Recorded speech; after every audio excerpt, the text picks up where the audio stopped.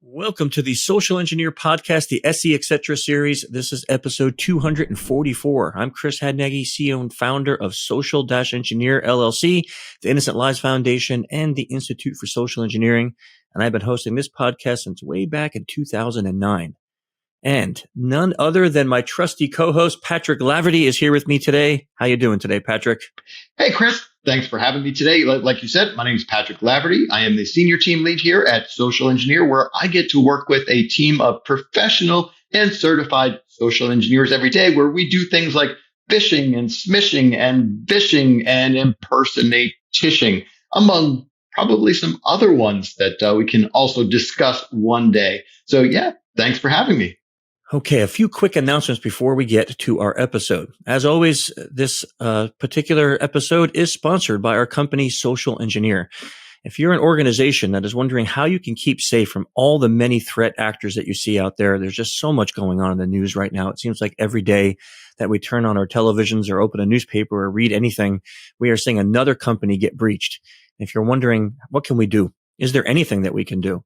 Well, there are some things that can make you not the low-hanging fruit. And if you want to check them out on social-engineer.com, we have a host of managed social engineering services that are unique all around the world. We do human-to-human vishing.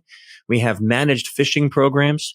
We even do smishing programs for our clients, as well as impersonate-tishing programs for our clients. And you can check out all of that. Reach out to us, and we'd be more than happy to sit down and talk with you how we can help your organization stay safe. Okay, a couple other quick housekeeping announcements. If you are interested in the topic of social engineering, you should definitely be in our Slack channel. If you can't find the link, just ping Patrick or I on any social media, and we'll be more than happy to get it to you. But we have over 1,500 people in there every day talking about all aspects of SE, from the psychology to getting help with pretext to people who do it for a living. It's a family-friendly and legal chat area to talk about all things SE. We even have a job board. We've had over 10 people find employment matched up with companies that are looking to hire people. So if that sounds like you, come on in, join us, and have a good time talking about social engineering. I want to invite everyone who's listening to take a moment to visit innocentlivesfoundation.org.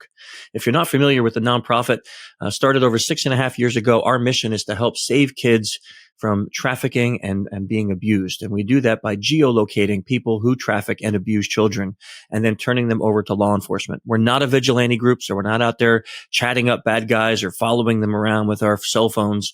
We're actually doing the real work to locate these folks and handing them over to federal law enforcement so they can be apprehended. We're over 503 cases in now. By the time this comes out, we probably will even more. And you can help us by either donating or volunteering your time. You can do both at innocentlivesfoundation.org, where there's a ton of information for you if you're a parent or a caregiver or even a teenager or child that's dealing with some of these things and you want to know more about it. You can find out information on our site there. And if you like the music that is part of our podcast, and it's none other than the band Clutch. And in case you couldn't tell, I'm a fan. You know how Spotify gives you a wrap up every day or every year? Well, this year I spent 18,906 minutes listening to Clutch. Now, I'm really proud of that. Some people say that I have a problem, and they think that that's not really a great thing. But 18,106 minutes, that puts me in 0.005% of all fans of Clutch on Earth. Now, would I spend that much time with them if they weren't the best band on earth? No, I would not. I don't spend that much time with other bands. Why? Because they're not the best bands on earth. So you should definitely go check them out because they rock and they're awesome.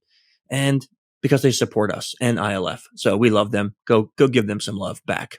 And last but not least, if you like the things that you see on the show, give us a thumbs up and a like, a heart, whatever it is on the platform you're listening to, and keep those comments coming in.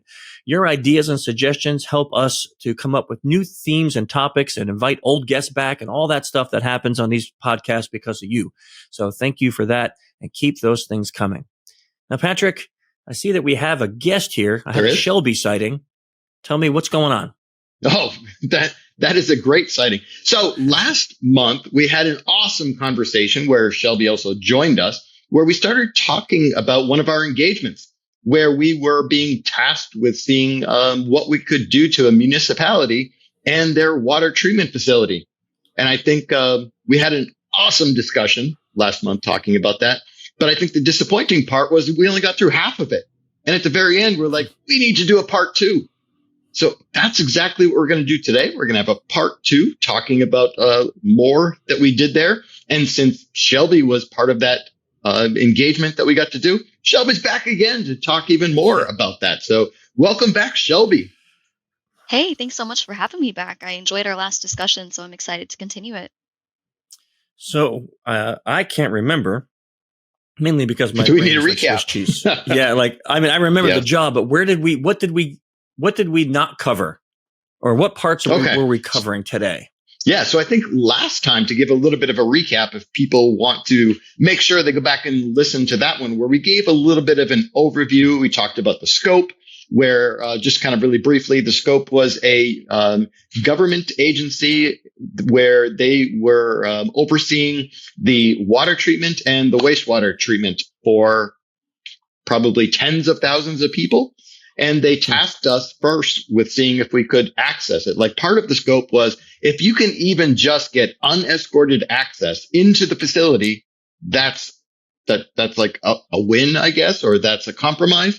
So that was one of the things. And then I remember, wasn't it one of the other things they asked us to do was to pour like a white powder into the water? And we were like, no, we're not doing that. We can probably prove that we have that level of access, but we are not walking into this government facility where we don't know if there's people there with guns with a white powder. Like, that sounds like a really bad idea. Yeah. So we nixed that one. Really, but we did say we will show that we could have done that. We will show that, or at least try to see if we can get access. So as part of that, what we did is we decided that we were going to make 4 attempts at this. We decided that since there was the water treatment facility and the wastewater treatment facility, we were going to try to breach each one twice, once in the daytime, once in the evening. So the last time we talked about our nighttime breaches. We talked about how we got in there at night, which was kind of interesting because it really jumped ahead in the story, because, those were some of the fun parts of the stories, which I know some people might say, well, you did it at night, so nobody can see you. That makes it easy. Let's hear about the daytime, because the daytime, everybody's there working, everybody's aware, everybody's looking around. So were you also able to get access in the daytime? And I figured we can talk about that a little bit too, especially since the daytime breach really fed into the nighttime, which was one of the things that I thought was really interesting, because when you're trying to get access in and around a facility at night, and you've never been there before, you don't really know where you're going. You don't know what's there. You don't know what you really want to access. So it was a brilliant idea by you, Chris, to go first in the daytime. That gave us, well, I guess we can talk about what we actually got access to. And Shelby, do you also want to talk a little bit briefly about kind of the OSINT going in? Because I think the OSINT really led in really well to our pretext to getting that access. Yeah, absolutely. So we always start our projects where every project like this starts, which is with OSINT. So that open source intelligence, that intelligence gathering, the building of the scope and understanding, what exactly we can do, and understanding what information we have on these facilities. So that's where we started. And in our OSINT, we actually found the internet service provider of this place, these facilities that we were trying to access. And so we thought, okay, this is very valuable. So we noted it, and we kept doing our research, and we did more and more research. And as we did more, we found that this ISP is going to be our in, right? This is going to be what we want to use. So we ended up building our pretext around that OSINT that we had discovered. Yeah, we did that. As part of that OSINT, I think some of the things that you found, Shelby, were actual photographs of the ISP employees. So we were actually able to see what their uniform was, what they wore, kind of get a little bit of an idea of what their name tag, name badge looked like. So Shelby, do you remember what their uniform actually looked like and how we were able to replicate that? Yeah, it was pretty basic, gray polos with logos on them. And so we were able to go, and we, the 3 of us, just went to Walmart, found some cheap gray polos, and then we even tried to replicate their logo with a badge, not a badge printer, what would you call it? A logo Iron-on? design printer, iron-on? Yeah. So we attempted to iron on these patches onto the shirts. And I said, you know what? Why don't we flip our shirts inside out and try it on the inside first, just to make Very sure smart idea. that we like how it looks. And I'm really happy we did that because we didn't like how it looked. It looked very obviously replicated, right? And so we decided to forego that. And we actually just used the badge printer to print our badges and use those gray polos. Yeah. And we didn't know exactly what the badges looked like, but we knew the name of the company. We knew what their logo was. And as part of Chris's big bag of terror, one of the things that he had in there was a badge printer. So we kind of just guessed as to what a badge would look like, even though in the photos, we could also see like the color of the lanyard and those types of things. So we were able to kind of put together our own name badges that had the company name, company logo, our names that we were using, lanyard, and look the part a whole lot. That's just how easy that was. Chris, is that typical in how these work and be able to put together that kind of uniform? Yeah, I mean, sometimes we get a little luckier and we find an actual picture of a badge so that we can really clone it. But we got lucky in this one because it seemed like we thought the badges were going to be integral to our success, and it seemed like nobody really cared about the badge at all. So we spent all those hours stressing about it, getting it to work, printing them, perfecting them, and then we get there and no one even cares that we have a badge. So it was a good lesson. I think I'm glad we still spent the time. If I went back, I would still do that again, spend the time. But sometimes we get luckier with an actual picture of a badge, but this time we just didn't need it. So I think they were good enough.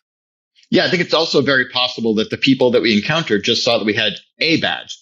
And granted, they never looked at it. They never validated it, which, that's one of the recommendations to make sure that you do that. It's possible they just saw that we had a badge and we told them we were from the ISP. So it's like, all right, those two pieces match up. So we'll believe it. I think part of the other issue that we had with it was that one of the facilities, the wastewater facility, when we inspected that one on site, the gate was wide open. But at the water facility, the gate was closed and there was like a security box there. Mm-hmm. We didn't know if the badge was going to be required in order to get us in. So we did bring a badge cloner, but I don't think that we ever got close enough or found anybody in advance to be able to do any kind of that badge cloning. Is that also something that you typically do? Yeah, we carried that thing around, but we didn't get one. We didn't get one badge. If they did have them, they didn't carry them on their person, or they left them in their trucks or something, mm-hmm. because we didn't see anybody that really had any, which is not typical. Normally, when badges are needed, usually our big recommendation is don't have them hanging off your belt every time you go out in public. But in this particular mm-hmm. case, and that box was it did have an RFID scanner on it, so it looked like they did need something, a token or something, to get in and out of that gate. But we didn't find one to clone, and we didn't end up needing it either because people were just let us in. The good part about the pretext that the team came up with was, like, everyone's always complaining about slow internet, but we got really fortunate because the day before we came out at the wastewater plant, they had an outage. Like the internet and the cable TV are from the same provider, and the TVs were out. Everything was staticky, and they were complaining about slow speeds. So when we came up and said, "Oh, we're here about the outage," they're like, "Yeah, it was out all day yesterday." That again, we couldn't make that stuff up, and we didn't know that it was really out. So they were just like, "Please go check that computer and go check that office and go check that place because it was down," and that made it really easy for us to just walk around and kind of get, like you said, get a lay of the land, know when we came back that night what we were going to see mm-hmm. and where we would go. And we walked the whole facility with absolutely nobody even stopping us. Yeah. Yeah. I think one of my favorite things that we did with this that falls into the area of social engineering and principles of influence, we went to the wastewater facility first. That was the one that had the wide open gate. So we just drove right in. And like Chris just said, our pretext was from the ISP where we were investigating an outage. And as soon as we pulled in, Chris, you and I hopped out of the vehicle and we could hear voices coming from one of the sheds. And I know at that moment, things start going through your head. Like, what do? We know that we're not supposed to be here. Do we avoid those people? Mm-hmm. No, you had the idea, which was brilliant, I think. And from a social engineering angle, let's go right up to them. let's not give them any kind of opportunity to think. Let's explain to them exactly why we are here. So it was a wastewater treatment facility where these two guys were working out in one of the wastewater areas. We could kind of smell it when we got there. Yeah. And I remember I had a laptop with an antenna off of it, and I was just walking around, looking at different buildings. And you went right up to them and said, "Hi, we're from the ISP. We're here to investigate the outage. And do you mind if we kind of look around?" And they were like, "Yep, that all sounds really good." And I think one of the other questions you had for them is, where's the office? Where do we go find somebody? Because this was another great part of the principles of influence and social engineering, where you are building up that trust. Because we initially built trust with them by telling them who we were looking the part, and I think the last thing that you asked them for was, what is their name? They gave you their name. And what is the name of the person in the office? Because what we were able to then do is start chaining that trust. They told us exactly where the office was, exactly where the computers were. So then when we walked into that office, I think maybe her name was Barb. And I think we walked right in. There was one person sitting there, and we said, "Hi, are you Barb?" Because we were just out there talking to Frank. Frank said to come in here and see you because you're the one that oversees all of these computers, and just kind of keep building from there, which I thought was a brilliant thing for you to do at that point. And watching this was really cool because we didn't want to send in, 3 people at one time. So I'm just sitting in the truck and I'm watching. And this interaction lasted maybe a couple of minutes. So I thought it was really, really, really smart on your all's end that you kept it so simple. You didn't over explain. And I think especially as a new social engineer, someone that doesn't have experience going on these kind of jobs, your tendency might be to want to over explain and explain every single question that they might have. But by just saying, hey, we're here about the outages, they explained the rest of it for you. Oh yeah, we had one yesterday. So that played in really, really well to what you guys were trying to do. Yeah, it worked to our benefit. And what I loved is that they started telling us what buildings were what. So they said, "Oh, this building's the lab. That building's the office, and you need to talk to her in the office, but her in the lab." And they kind of gave us a rundown of everything that was there. And it was and we're recording the whole time, and, you're taking notes on your laptop. So it just worked out really, really well for us that when we went into the lab, again, we were completely unplanned because we didn't know if we walked in, there was going to be 50 people out there or one person. So we get in and there's Barb. And I just chat her up, and you, which I love this part, you didn't stay by my side at all. You just left, and you just went right to the lab and started touching computers and messing with stuff. But then I was like, my job was to keep her occupied. So that way she didn't get up, and I started talking about the outage and asking her if her computer was running slow and asking her if other computers were running slow. And then she noticed anything with the internet. And so I had this whole conversation with her about the ISP while you were in the other room, just, hacking away at computers, putting USB keys inside computers, taking pictures of things. It was right. It was great. And to the point that when we left, it was natural.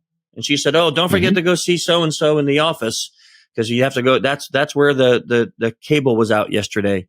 So it was very natural. She did not, at least to our appearance, and she never reported it. It didn't look like she was alarmed to anything. And she also offered us help by telling us where to go next. So that ended up being a really good engagement for the first part.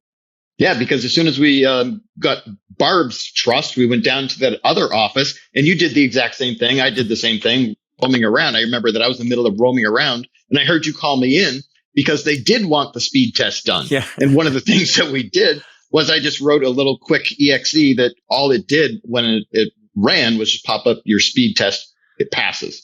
So I remember going to hand over the USB to the woman sitting at the computer, and I said, "Do you want me to do it?" She said, "Yes," which anybody listening to this can probably figure out how much of a bad idea it is to let these people walk in and plug a USB into their computer, which we did, ran the speed test, got photos of all of that, and did all those same types of things. And I think we also told them, like, "Hey, do you have any outside wireless access points? And do you mind if we walk around the facility and go look at them?" They were like, "Go for it. Go right ahead. We don't care."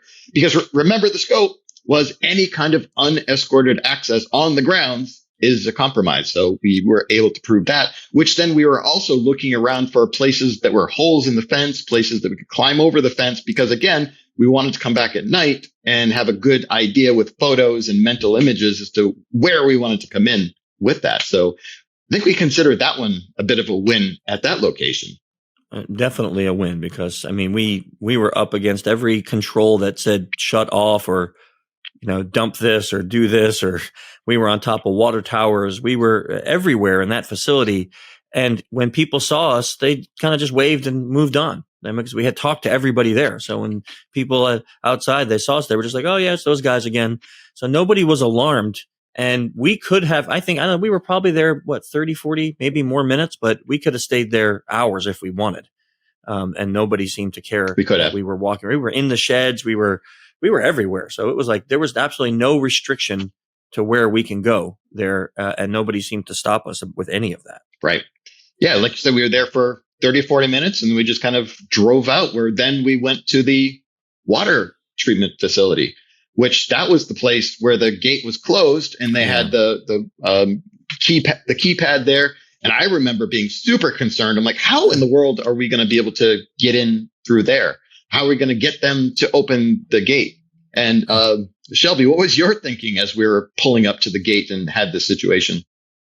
Oh, I was a little nervous because I didn't know what was going to happen, what they were going to say. I didn't know if they were, I'm putting myself in their shoes and I'm thinking, okay, I'm going to need to check the badges and the IDs and compare them and everything. And on our badges, we had our aliases. So if they ask for that and our IDs, we're blown immediately, which is a good test for them. But we pulled up, and I don't know if Chris, you're the one that chatted there. You remember how that went? Yeah. So, we didn't know if they were going to require us to have any kind of identification.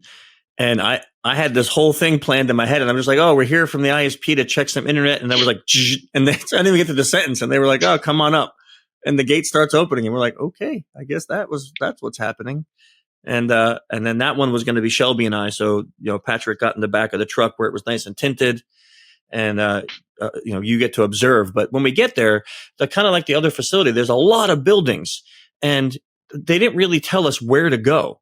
So, Shelby and I were going into doors, and we're like, oh, well, there's a water tank and it's unmanned. And then we're into there's another water tank, and oh, here's a garage. And then we walked into a garage, and there's a guy just standing there, and we're like, hey, we're looking for the main office. And like, oh, go up the stairs and, make a right. And as we go up the stairs, we're literally above the open water tanks. This is exactly what they had asked us to see if we can gain unfettered access to, because we could have literally had a vial of something, and as we walked by, just tipped it over the barrier and poisoned everybody if we were a terror group. But yeah, we get into the office, and there's a couple guys in there, and we start with the same pretext. We're here from the ISP. Do you notice any outages? And they're like, it's been a little slow. Like, okay, can we run some tests? And they're like, yeah, sure, go ahead. And then we're like, do you mind if we run speed tests on the computers? And they're like, no, go right ahead. And we go out there, and there's a system, and it just says SCADA 1. And and I see Shelby walking towards them. I'm like, no, don't touch that. Don't touch that one. I'm like, I do not want to be responsible for taking down literally the whole SCADA system. So we stood by it, got pictures of us, that we could have. It was unlocked. It was not locked at all. And it was wide open, and we could have inserted anything we wanted into that. We could have just started touching controls, unplugging PCLs or other things from that. We could have been doing anything we wanted to that. But when we turn around and we say to the guy, "Now we didn't find anything out here. Can you take us to your network closet and show us?" And he leads Shelby and I down this hallway and opens this literal closet door, and it's probably like 90 something degrees in this room. And I say, oh, this is part of your problem. There's no air conditioning in this room. And like, this is where all your network equipment is. And he's like, is that a problem? Like, yes, that's a big problem. Like, your network equipment needs to be cool. And he's like, I'll just leave the door open then, and the AC will come in. So he leaves the door open and he leaves. And actually, before he leaves, he starts walking Shelby, and he goes, well, this is our phone system. This is our fire suppression. These are the controls for the water. Like, this is our network. This is our router. And I'm like, oh, thanks.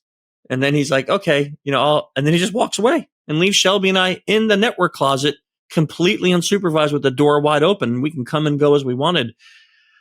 That's when we were like, okay, yeah, this definitely, there's some problems, right? What am I forgetting, Shelby? Was there some other stuff I'm sure happened?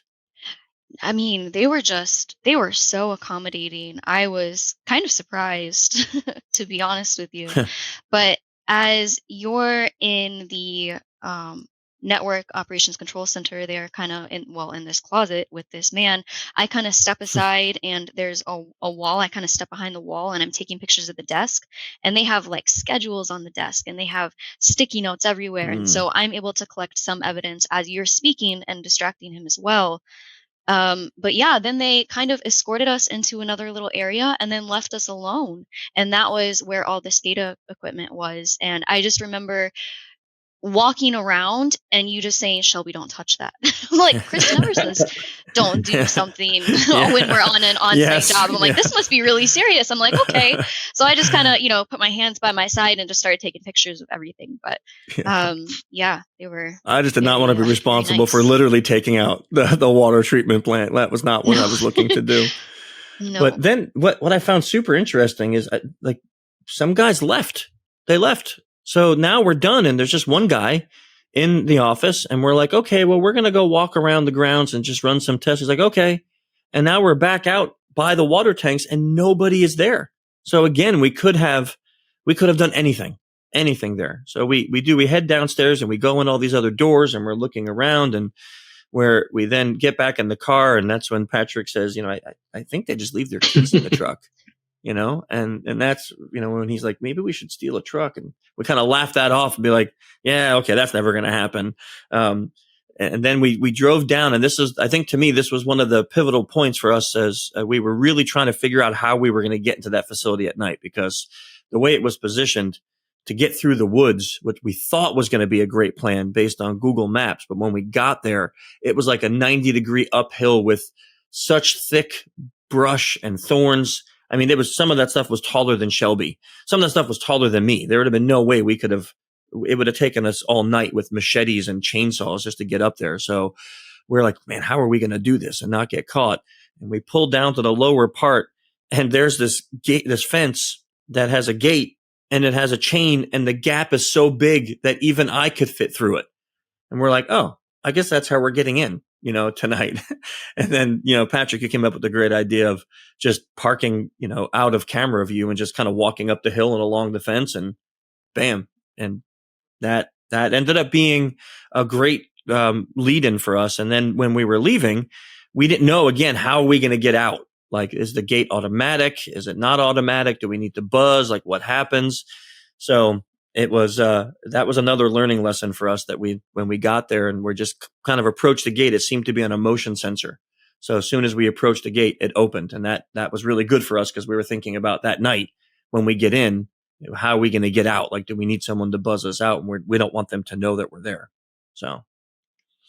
Right. And especially when we were leaving, the way that we left was by, I think, instead of stealing, we can call it repositioning one of their vehicles to a location across town. That's a nice politically correct way of saying stealing. Right. We're repositioning their fleet of vehicles. One of my concerns was that gate was not going to open.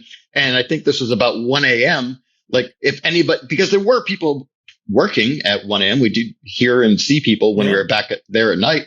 My concern was somebody's going to look out the window and see their truck leaving or sitting at the front gate, wondering, where is that thing going, and not open the door. Because also at that point, we still don't know, do they have guns? So that was a little bit of a concern at that point. But if you listen to the last episode, we talked about that a little bit. And fortunately, it was just motion sensor, gate just opened, and we drove out in one of their vehicles. Yeah, the daytime thing really did help us to get a lay of the land, to know where to go. We had a lot of pictures and videos, so we knew, like, we wanted to go into that shed. We wanted to go into that room. We knew there was something super important in one shed because it had double cameras. So we were like, we got to check that out, whatever that is. The whole thing, being there at daytime, also gave us a good idea that we couldn't get through Google Maps or even drone footage of, like, where can we hide if we're running at night and we have to hide, like, where can we hide? Because they really had all of those places lit up. I mean, it was like Yankee Stadium at night in there. It was like, there was giant lights everywhere. So there wasn't a lot of places that had dark little corners for us to be hiding, just a couple large guys and a tiny woman running around the facility at 1 o'clock or 2 o'clock in the morning, whenever we were there. So daytime really helped us figure that out. Yeah, and I think it helped me a lot because I tend to like to plan, right? I tend to like to know exactly what I'm going to do before I do it, and it showed me that you can't always do that. You have to be flexible because I think our nighttime plans for the way we had planned on breaching the facilities before we went and saw them in the daytime, they completely changed. I mean, none of Yeah. us expected to be actually going through a river at 2 a.m. That was not something That was I not in the expected. plans. No, that was not in the plans. But it ended up being the only way that we were able to get into the one facility. And so I think being flexible is a huge thing that I took away Yeah. from this engagement. I think that's a really important lesson because I don't, in all the years I've done this, I don't think anything's ever gone exactly the way I had planned it. I don't think that's ever been the case in my 13 plus years of doing this and repositioning other people's possessions. I don't think I've ever had a thing that went exactly the way I thought it would go. You know, you have all your plans, you have all your OSINT, you have your pretext, you have all of that perfected. And then you get there and nothing happens the way you want it to happen. Yeah, it's interesting. Yeah. Flexibility is important. I think we should also be careful with that for people listening to this who hear that, you got to be flexible and things aren't going to go as you expect or as you plan. Chris, does that mean then you don't plan? Just wing it, just go in there, just figure it out on the fly? Because if it's not going to go as you plan, why bother planning? No, I think that's a good question too, that people may be asking in their heads. So let's talk about the things that we did plan that didn't change. Our pretext, right? If we hadn't planned, it would have been really hard to get out there and figure out the ISP is the way to go in, right? So that part, we stuck to that.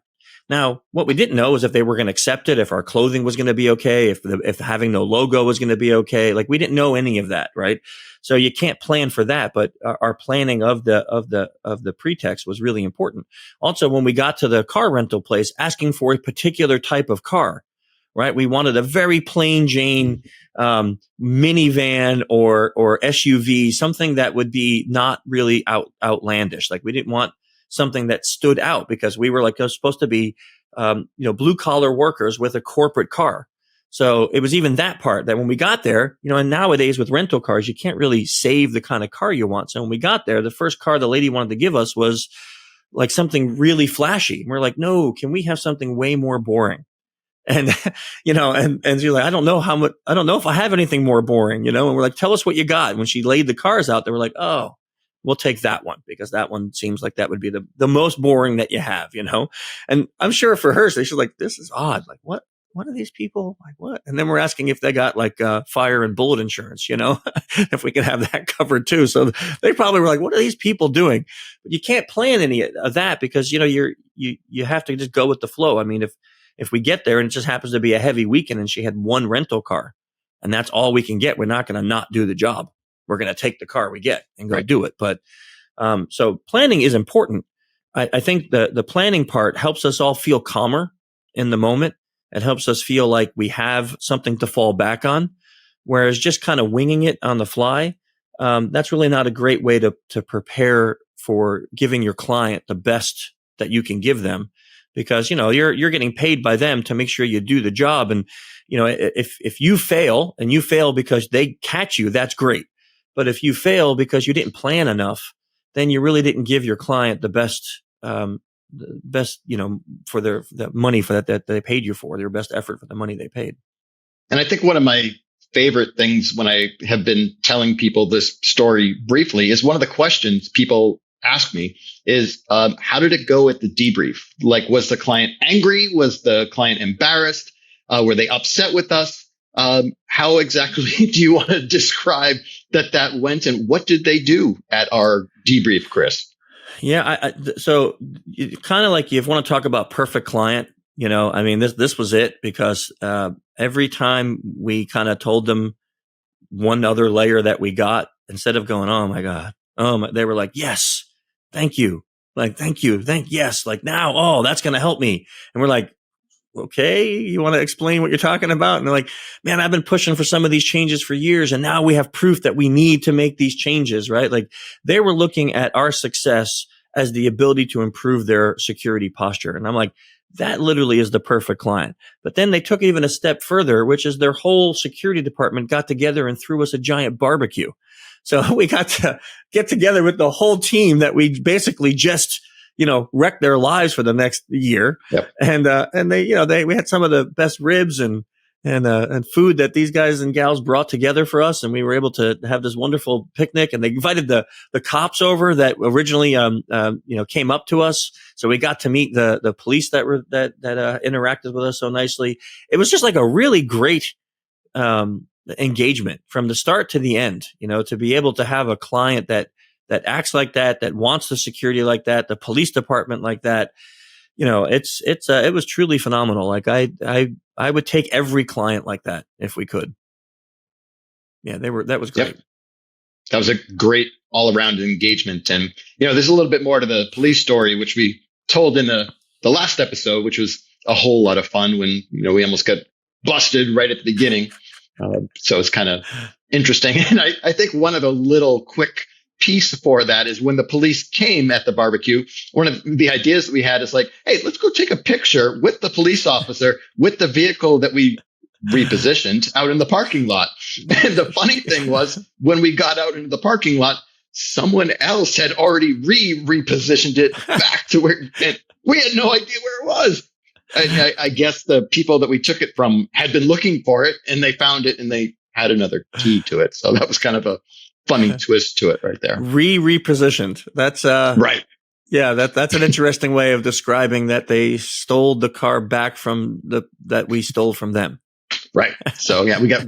I'm just adding words: repositioning and impersonation. Like yeah. I think you're just making stuff up.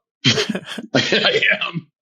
But what's interesting about that is that even our point of contact didn't know that they had come and take the car. So like we say to the cops, hey, it'd be fun. Why don't you come, take a picture next to the car we stole? And we walk out in the parking lot and everyone's like, wait, where's the car? And I'm like, right. I gave you the keys, right? And he's like, yeah, you gave me the keys. They're right here. And I'm like, so, and then they're calling around trying to figure out what happened. And, those guys, like you said, they found it and repositioned it.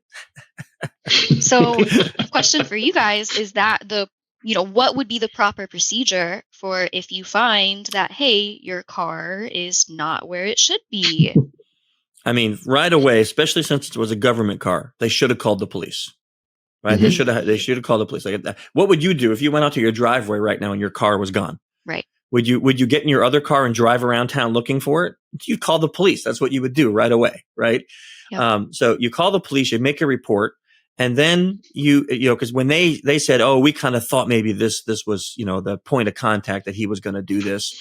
And if you think that, then why would you not call him and say, hey, man, one of our trucks is gone. Is that you doing a test on us?